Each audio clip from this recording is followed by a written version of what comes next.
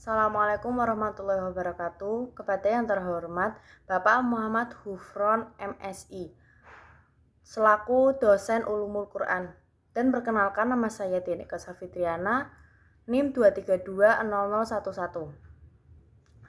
Oh ya, di sini saya akan sedikit menjelaskan tentang munasabah Al-Quran, Makiyah dan Madinah, Muhkam dan Mutasyabah, dan Al-Quran tekstual dan kontekstual. Yang pertama, munasabah Al-Quran. Pengertian munasabah Al-Quran secara etimologi berarti kecocokan, kesesuaian, atau kepantasan. Sedangkan menurut Asyuyuti berarti al-musakalah atau keserupaan dan al-mukabarah atau kedekatan. Kemudian cara mengetahui munasabah. Nah, yang pertama harus diperhatikan tujuan pembahasan suatu surat yang menjadi objek. Yang kedua, memperhatikan uraian-uraian ayat-ayat yang sesuai dengan tujuan yang dibahas dalam surat. Yang ketiga, menentukan tingkatan-tingkatan itu apakah ada hubungannya atau tidak. Untuk selanjutnya bisa dibaca di makalah. Lalu macam-macam munasabah Al-Quran apa saja? Yang pertama, munasabah antara surah dan surat. Yang kedua, munasabah antara satu surat dengan surat sebelumnya. Yang ketiga, munasabah antara nama surah dengan kandungannya. Yang keempat, munasabah antara satu kalimat lainnya dalam satu ayat. Yang kelima, munasabah antara surat dengan tujuan turunnya. Yang keenam, munasabah antara ayat dengan ayat dalam satu surah. Yang ketujuh, munasabah antara penutup ayat dengan isi ayat itu sendiri. Yang kedelapan, munasabah antara awal uraian surah dengan akhir uraian surah. Yang kesembilan, munasabah antara penutup surah dengan awal surah berikutnya. Yang kesepuluh, munasabah antar ayat tentang satu tema. Yang kedua, pembahasan tentang Makiyah dan Madinah.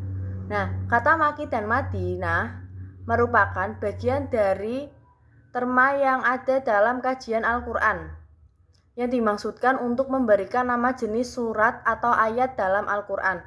Keduanya lahir dari dua nama kota besar.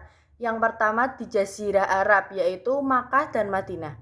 Selanjutnya dinisbahkan dengan isim sifat yang ditandai dengan alamat ya nisbah. Maka jadilah kata Maki dan Madinah. Selanjutnya, pembahasan tentang Muhkam dan Mutasyabih. Muhkam berasal dari kata ihkam yang berarti kekukuhan, kesempurnaan, kesaksamaan, dan pencegahan.